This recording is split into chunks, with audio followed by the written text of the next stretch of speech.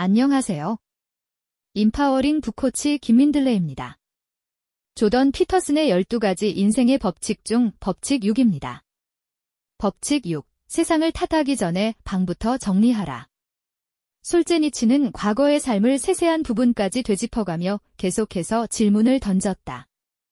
지금부터라도 그런 실수를 중단할 수 있을까? 내가 과거의 한 실패 때문에 생긴 피해를 복구할 수 있을까? 그는 관찰하고 경청하는 법을 배우기 시작했고 존경할 만한 사람들을 찾아냈다. 그들은 어떤 경우에도 정직함을 잃지 않는 사람들이었다. 229페이지에 쓰여진 글입니다. 세상을 탓할 것인가? 나를 탓할 것인가? 세상의 시스템 탓에 피해자가 생기는 경우도 많고 나의 실수로 나에게 또는 누군가에게 피해를 입히는 경우도 생깁니다.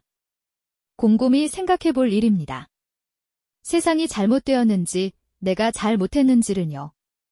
세상은 불공평하기에 내가 정직하게 산다고 세상이 그걸 다 알아주지는 않는 것 같아요. 그래서 삶에 대한 유연성도 필요하다는 생각도 들고 만만치 않은 삶이라고 여겨지기도 합니다. 관찰하고 경청하고 존경할 만한 사람들은 어떻게 했는지 찾아본 솔제니친의 행동에서 배우게 됩니다. 복수와 정의로운 행동이 다른 점은 무엇인가? 끔찍하고 잔인한 행위를 당하고도 용서한다면 오히려 비겁한 선택이 아닐까? 아니면 의지가 약한 게 아닐까? 이런 의문들이 나를 괴롭힌다. 하지만 많은 사람이 끔찍한 과거를 딛고 일어나 선한 사람으로 살아간다. 그런 사람들은 그야말로 인간을 넘어선 존재로 여겨진다. 225페이지에 쓰여진 글입니다. 끔찍한 과거를 딛고 일어나는 선한 사람들의 의지와 마인드는 인간을 넘어선 존재로 여겨진다는 말에 동감합니다. 과거로 인한 트라우마는 사람들을 불안과 고통으로 계속 끌어가게 마련이니까요. 그걸 이겨내려면 얼마나 많은 시간들을 보내야 할까요? 최근 원더풀 월드 드라마에선 복수가 복수를 불러오는 스토리입니다. 자신의 아들을 죽은 사람을 죽이고 그 죽인 사람의 아들은 다시 복수를 하게 됩니다. 법이 그 역할을 제대로 하지 못하면 개인이 복수하게 만들고 복수가 복수를 불러오게 만듭니다. 무엇이 옳고 그름인지를 떠나 이젠 완전히 서로 꼬여버린 삶이 되어 주변의 사람들이 고통 속에서 살게 됩니다. 참는 게 최선인지, 복수가 최선인지, 그 복수로 인한 피폐한 삶은 또 누구의 잘못인지가 복잡하게 얽혀 있습니다. 사건에 대한 상황은 한 가지 이유가 아닌 여러 가지 복잡한 상황, 사건, 여건, 환경이 그 사건을 만들기도 합니다. 그 사건을 넘고 승화한다는 것은 위대한 인간이라고 밖에 할 수 없습니다. 그 누구나 피해자 가족의 아픔을 이해할 수는 없으니까요. 당신 삶을 깨끗이 정리하라. 당신 자신에게 주어진 기회를 100% 활용해 왔는가? 배우자를 존중하는가?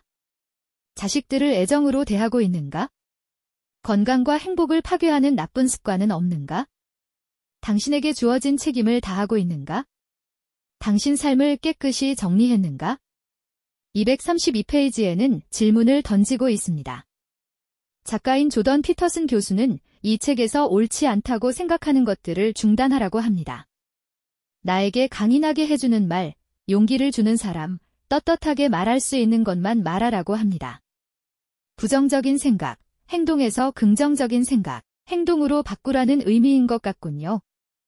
주변의 환경보다 먼저 자신의 환경, 생각부터 바꿔야 주변도 바뀌니까요. 그게 환경이든 주변 사람이든지 가네요. 서서히 흙탕물이 있는 곳에 깨끗한 물 한 컵씩 매일, 매월, 매년 붓는다면 서서히 깨끗해지겠지요. 삶에는 하루아침에 일어나는 일은 없으며 그렇게 일어난 일은 그렇게 허무하게 사라져버리더군요. 감정, 생각, 행동을 긍정적으로 하루하루 쌓아가는 일만이 자신의 주변을 정리하고 자신을 정리하는 길이라고 생각합니다.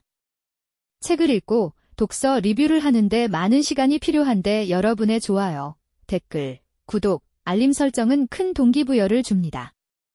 독서 리뷰에서는 항상 실천 내용을 쓰려고 합니다.